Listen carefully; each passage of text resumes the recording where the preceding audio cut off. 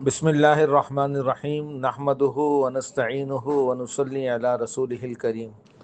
اچھا، حج کی اقسام میں سب سے افضل قسم حج قران ہے۔ اس کا طریقہ یہ ہے کہ جب حاجی اپنے گھر سے سفر کا آغاز کرتا ہے اور اس سفر میں پہلی مرتبہ میقات سے پہلے جو احرام باندھے گا، اس میں حج اور عمرے دونوں کی ایک ساتھ نیت کرے گا۔ ایک احرام ہوگا، نیتیں دو ہوں گی، عمرے کی بھی نیت ہوگی، حج کی نیت ہوگی۔ اب یہ حاجی جب مکہ مکرمہ پہنچے گا تو سب سے پہلے عمرے کا طواف کرے گا، پھر عمرے کی سعی کرے گا اور بال نہیں کٹوائے گا۔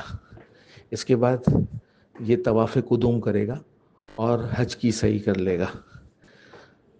ان 4 کاموں سے فارغ ہونے کے بعد یہ 8 ذی الحجہ کا انتظار کرے گا احرام کی حالت میں، اور جب 8 ذی الحجہ سے حج کے ارکان افعال شروع ہوں گے تو حج کے افعال ادا کرے گا اور مینا چلا جائے گا، پھر عرفات جائے گا، پھر رات مزدلفہ میں گزار کر اگلے دن 10 ذی الحجہ کو رمی، قربانی اور بال کاٹنے کے بعد، حلق یا قصر کرنے کے بعد یہ اپنے دونوں احراموں سے فارغ ہو جائے گا۔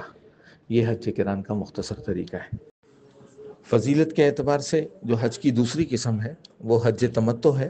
اس میں ہوتا یہ ہے کہ حاجی جب اپنے گھر سے چلتا ہے، پہلی مرتبہ جب میقات سے احرام باندھے گا تو صرف عمرے کے احرام کی نیت کرے گا۔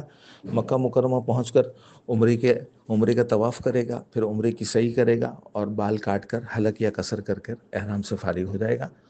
اور پھر یہ حاجی 8 ذی الحجہ تک جو ہے وہ مکہ مکرمہ میں رہے گا، یا درمیان میں اگر مدینہ منورہ جانا چاہے تو جا سکتا ہے۔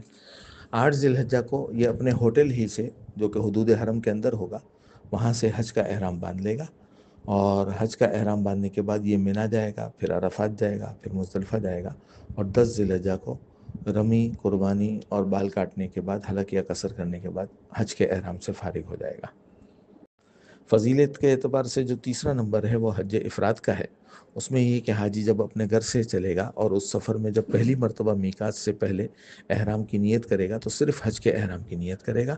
یہ حاجی مکہ مکرمہ پہنچ کر 8 ذی الحجہ کا انتظار کرے گا، اگر نفلی طواف کرنا چاہے تو کر سکتا ہے، اور 8 ذی الحجہ کو حج کے افعال شروع ہو جائیں گے، مینا، عرفات، مزدلفہ، اور 10 ذی الحجہ کو رمی کرنے کے بعد یہ بال کٹوا سکتا ہے، کیونکہ حج افراد کرنے والے کے اوپر حج کی قربانی، جسے دم شکر کہتے ہیں، یہ واجب نہیں ہے۔